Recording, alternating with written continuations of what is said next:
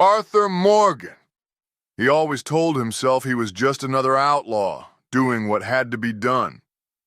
But a man's choices tell you who he really is.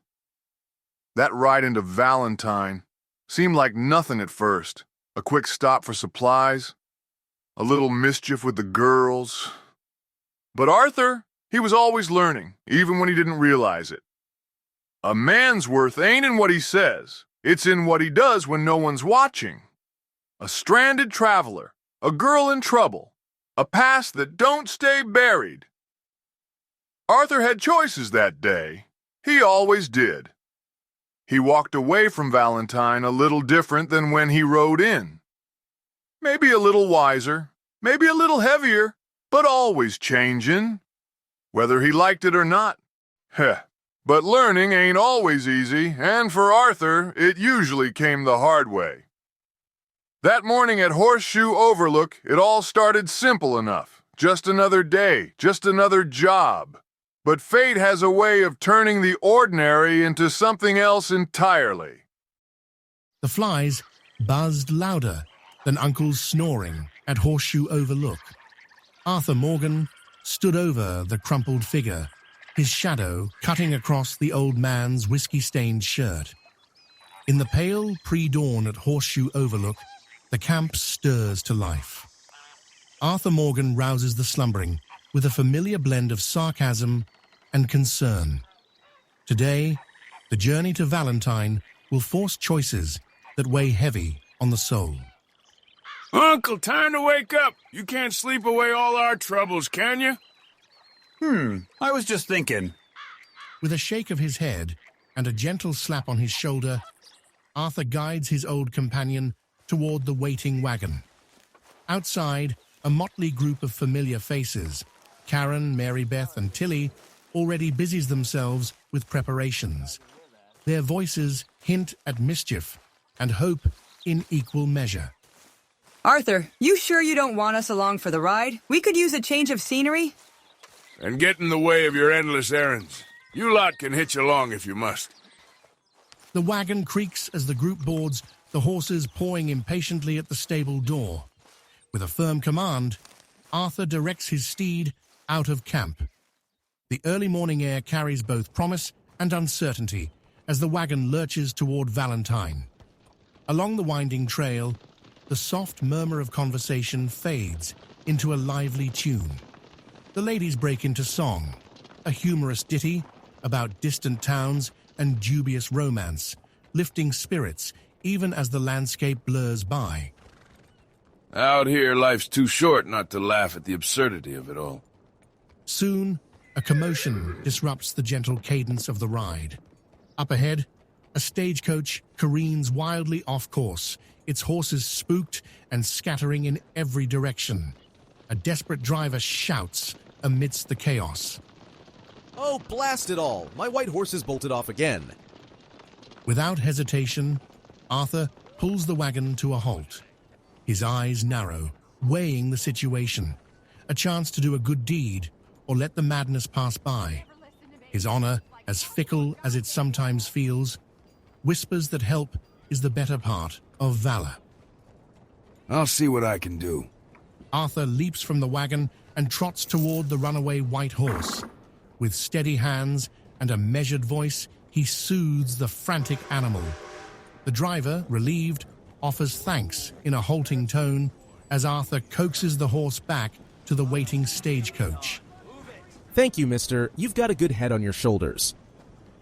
Just doing what needed doing. The wagon resumes its journey. The day wears on as the landscape transforms from dense woodland to the muddy streets of Valentine. Buildings, dusty roads, and the occasional stray remark about sheep and civilization greet the travelers. Look at that snow-capped ridge. Feels like a miracle out here. I can't believe we're finally touching down in civilization. In Valentine, the streets buzz with life and possibility. The group parts ways. The ladies scatter to explore and gather news, while Arthur and Uncle head to the general store for supplies. Inside the store, the air smells of old wood and fresh produce. a stark contrast to the untamed wilds. Whiskey's on the top shelf, just what I need to wake up proper. I suppose we'll stock up. Let's not waste time here. In the quiet murmur of the store, choices arise. Arthur hesitates before a display of cigars, coffee, and chocolate. Small comforts amid a world gone mad. The shopkeeper offers a friendly nod as Arthur picks his purchase with quiet efficiency. Outside, word of a promising lead drifts over the murmur of town life. Mary-Beth returns, excitement lighting her features as she pulls Arthur aside. Arthur, listen up. I overheard some chatter. A train laden with rich tourists is rumbling toward Scarlet Meadows, full of baggage and secrets, maybe even cash. A train, huh? Rich folk tend to forget the value of a good robbery. I'll have a look. Before the plan can solidify, a sudden disturbance shatters the relative calm. Down an alley, Tilly finds herself cornered by a surly stranger. His grip is harsh, his intentions dark. Tilly's cry cuts through the bustle. Get your hands off me! Arthur's blood runs cold at the sound. He strides toward the confrontation, the weight of unspoken promises and past regrets driving him. Get your hands off her now! Who do you think you are, interfering, Morgan? The words slice through the air. With a swift move, Arthur shoves the man back.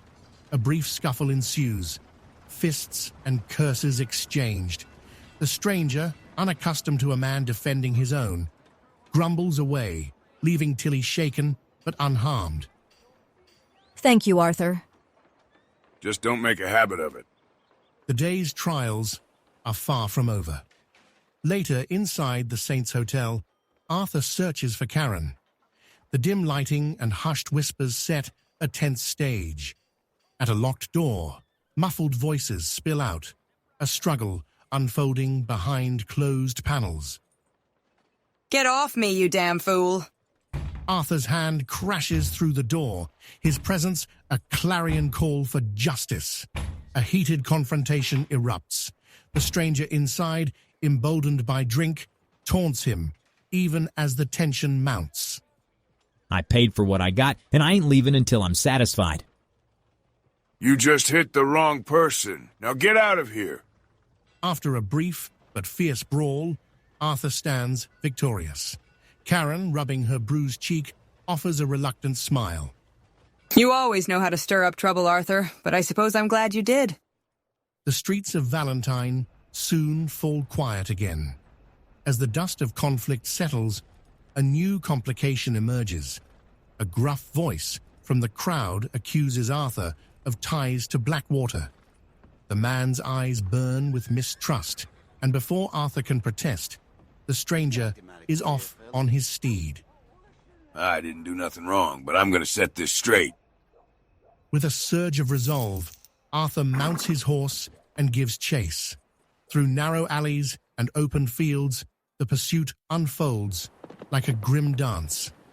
The stranger's taunts echo as he flees, and Arthur's determination hardens with each passing moment. You can't catch me, Morgan. I'm gonna catch you one way or another. The chase leads them to a precarious cliff overlooking the churning Dakota River. The fleeing man, desperate now, struggles to rein in his wild steed.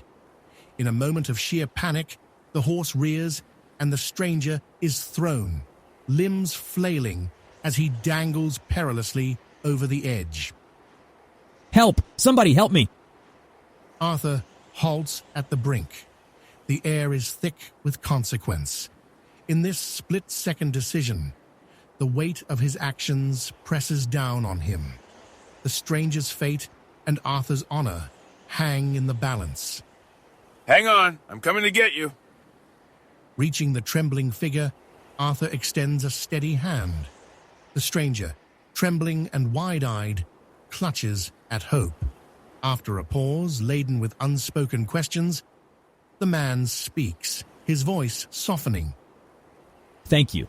I got it wrong. I never meant any harm. Name's Arthur Morgan. You were yelling about Blackwater, weren't you? I did. I'm sorry, I misjudged you. I'm Jimmy Brooks. I owe you my life, I suppose. You owe me nothing, but you better learn that trust isn't earned by leaps of faith and reckless words. With a careful tug, Arthur helps Jimmy up the rocky ledge. The man steadies himself against the cliff's edge, gratitude mingling with shame. In a rare moment of tenderness, Jimmy produces a small steel pen from his pocket, a humble token of thanks. Take this. It's nothing grand, but it's mine. A reminder that sometimes a hand pulled out of the dark can lead to a better path. I appreciate that, Jimmy. Just remember, your choices matter. With a final nod, Jimmy clambers back to his horse and rides away, leaving Arthur alone with the weight of his decision. The honor he earns tonight is as fragile as the paper-thin line between right and wrong. Hours later, under a vast, star-scattered sky, the camp settles into quiet reflection. Arthur, weary and thoughtful, finds solace in the soft glow of a campfire. As he tends to his horse, a familiar figure approaches, the enigmatic Dutch van der Linde, whose presence commands both respect and uneasy introspection. Arthur, you've been out there all day. How do you reckon things went? It was a mess of choices, Dutch. I helped a man today, but the road's still riddled with shadows. Dutch settles beside the fire, his eyes reflecting both the flames and the burdens of leadership. The silence between them speaks of unspoken regrets and hardened resolve. Out here, every choice carries its weight. Honor isn't something you earn in a single moment, Arthur. It's a slow burn, sometimes bright, sometimes barely a flicker. I reckon I made the right call at the cliff, saving Jimmy Brooks. It didn't erase the past, but maybe it adds a bit of light to the darkness. And that light might just be enough to guide us through the night. Remember, we're not defined solely by our actions, but by the resolve to change them when the moment calls. The campfire crackles, punctuating Dutch's words with sparks that float into the night. In the distance, the gentle sounds of the camp settling echo like a lullaby for souls caught between lawlessness and hope. I've seen enough darkness to know that even a small act of kindness can tip the scales. I just wish the world was a bit kinder in return. The world isn't kind, Arthur, but that doesn't mean we can't be. Sometimes it's our own hands that must shape the future. And you've got a good head on your shoulders, even if you won't admit it. In the flickering glow of the fire, the two men share a silence, laden with mutual understanding. A brief respite before the endless journey resumes. Their conversation drifts toward the weight of leadership, the bonds of the gang, and the uncertain future that lies beyond the horizon. I'll keep doing what I can, Dutch, one day at a time. That's all any of us can do, Arthur. We ride together, we fall together, and sometimes we learn from the scars we carry. As the embers dim and the night grows deep, the chapter closes on a note of quiet determination. Arthur and Dutch stand side by side, two men caught in a relentless tide of fate and choice.